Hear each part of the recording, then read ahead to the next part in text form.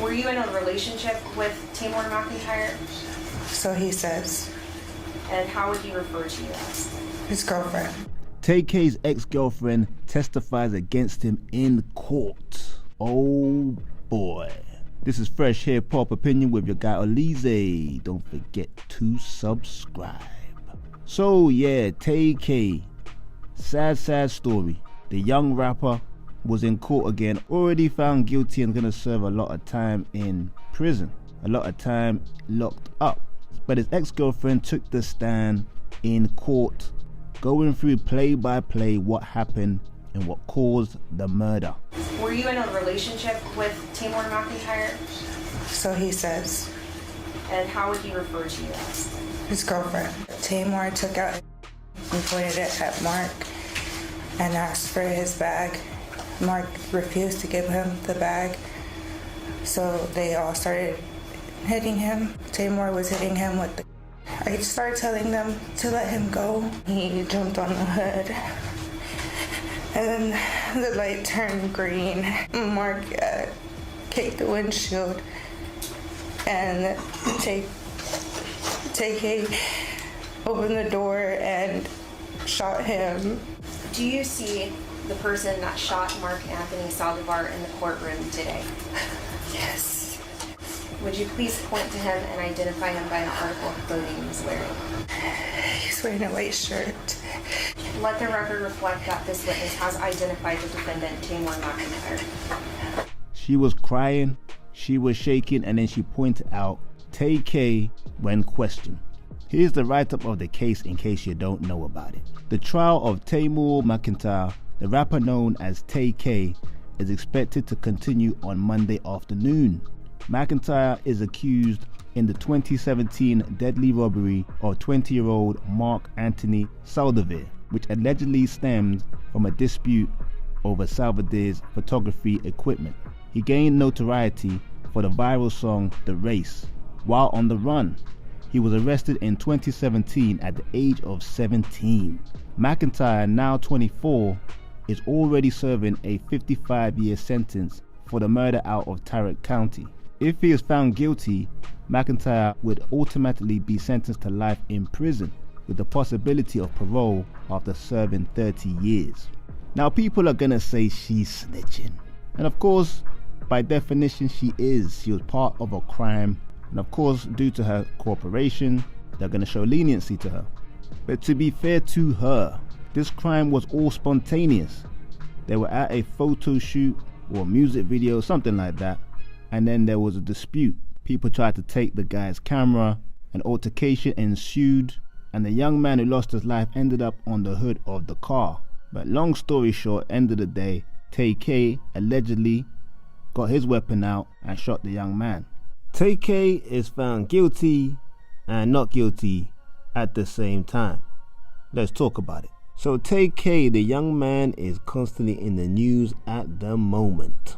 Obviously known for the song The Race when he was on the run from the law. Tay-K's government name Tamar Trayvon McIntyre. But McIntyre, also known as Tay-K 47, was found guilty on Friday, but not of the more serious charge of capital murder, which would have carried a mandatory 40-year sentence. McIntyre was accused of participating in a home invasion and robbery in Mansfield in July 2016. During the robbery, 21-year-old Ethan Walker was killed.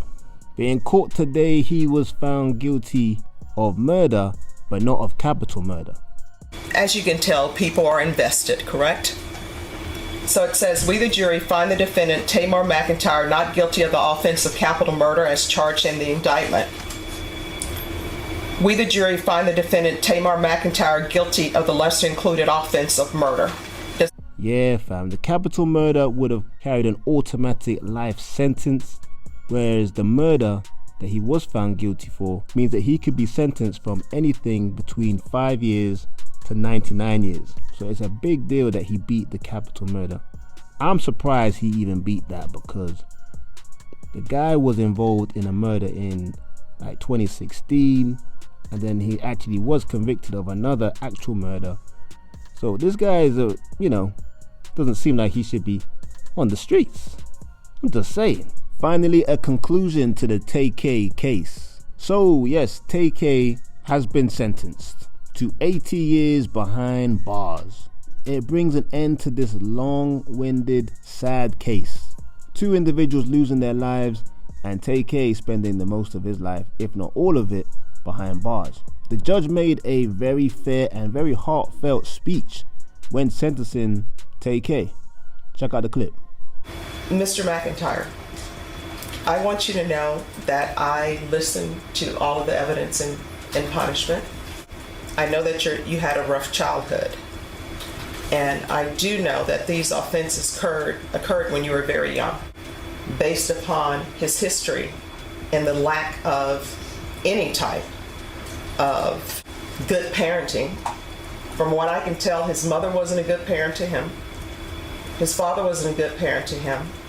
Child Protective Services was not good. And if you believe the testimony, I don't know why Child Protective Services would place children back with a father who put the children's mother in the hospital. And what the state has said is true. You're still alive. You can still better yourself. If you end up in prison for the rest of your life, you're still alive. You still can improve yourself. Your family can still visit you. But the complainant in this case is deceased. And you need to internalize that the complainant in this case is deceased. You're going to have to remove people from your life who are not of benefit in the means of making you a better person. Yeah, fam. That's a judge with a heart.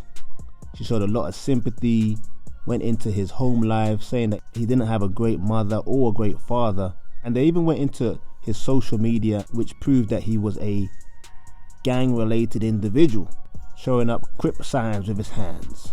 But yeah, the judge kind of felt like he was a misguided young man when he did these crimes. Probably why he only got 80 years instead of the full 99.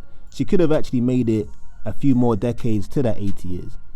So she had some sympathy for him. I understand it as well. I mean, you're 16 years old, you're off the rails, you think you're invincible. You do a crime that is like the worst crime really, but it only takes a moment to pull a trigger. And to lose your whole life for one mistake, I can see why she had sympathy. I mean, to be 16 years old and in that short amount of time you're involved in 2 deaths is quite a lot. I mean, he wasn't found guilty for the home invasion death, that was someone else, but he was involved. And then to actually be the trigger man on the second one, the one that really gave him the proper time, it shows somebody that's a bit wild, to say the least. But there is a little light at the end of the tunnel for Tay-k. Although he was sentenced to 80 years, he's eligible for parole after 40 years. So he's about 24 right now. So you're talking about when he's about 65 years old, he may come home. I wouldn't be surprised if he did. You know, a young person commits a crime, they might just let him out, especially if he's been on good behavior inside. But 65 years old, man, you were 16 when you committed the crime. You're 24, 25 now. Your whole youth is gone at 65. You're having joint pain, back pain, everything is paining you at 65, I'm sure. Who knows what the world will be like, technology-wise. Then you've got to come out and be a normal citizen. I'm sure there's going to be some sort of support system to help him get work and all that, get money and all that. But this is someone that probably has never even worked a day in his life since he was so young. Yet, Tay-k sentenced to 80 years behind bars, people. Sad story. Pray for the victims' families and all that. I want to know what you guys think. Get in the comments. Like, subscribe, and hit that notification bell. And also check out the membership, exclusive content no one else gets to see. This is Fresh Hip Hop Opinion. Peace and love.